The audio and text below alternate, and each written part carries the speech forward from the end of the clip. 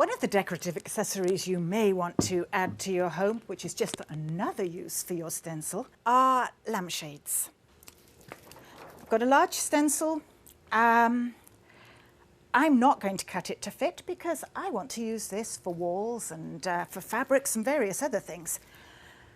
So I want to keep it complete. I put a light amount of the spray repositioning across the back, which will hold down all of these little bridges. I'm rolling that round now, and I'm getting some of the big flower shapes on there.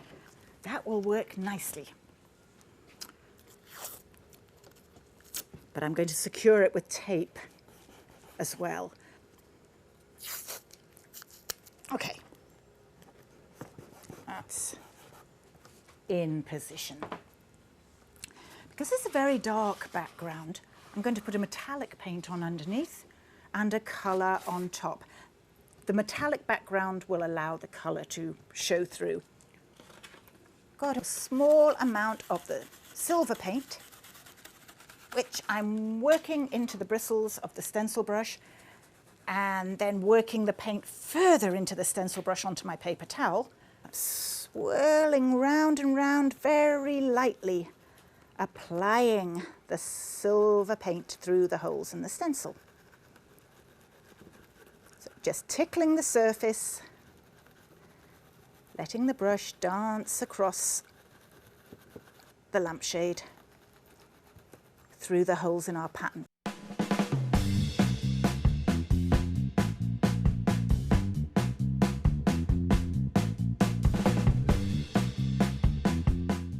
I'm going to apply another colour over the top of the silver. Got a little mixture here of a dark blue and a bright blue. Each time I go to the paint, I will make a random selection between the two of them. So I'll get a variation of blue to work on top of it. And I'm just going to lightly apply little areas of blue. So there'll still be quite a lot of the silver that's showing through. Now the secret to doing the lampshade is not trying to get everything stuck down at once. As I said earlier, the lampshade is round and it's also tapered. So you just work on the bit that you can get stuck to the surface. Let everything else go. I've repositioned the stencil to make it fit nicely with the area that I've just completed.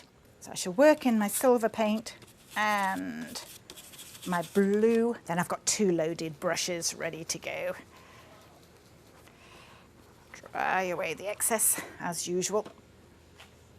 And off I go again, tickling round, applying the paint through the holes in the stencil and just rocking the stencil onto the surface as I go round. Just work on a small amount at a time.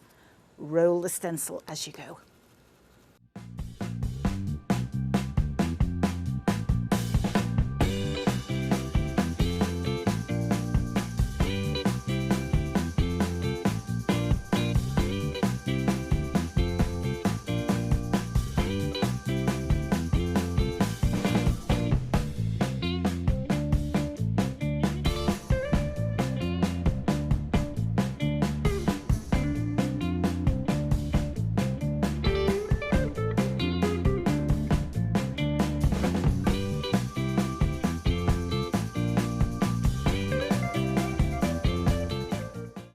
Lots of different elements of the design that I could have chosen to fit in this space. I've gone for this one because it's got a stem attached to it and I can add leaves or buds or a flower from another part of it onto the end of this stem if the placing doesn't fit quite as I want it. So by taping off some of the design, it just gives me a little bit more flexibility.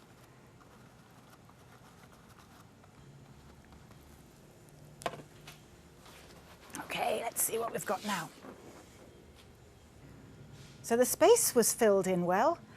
That was where I taped off the design so that I could add whatever element was needed to fit into this space here.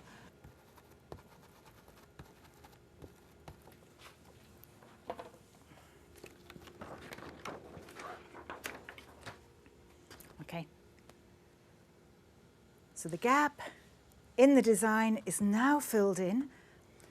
Because the paint was very dry as we applied it, it's gone over the seam of the lampshade very neatly.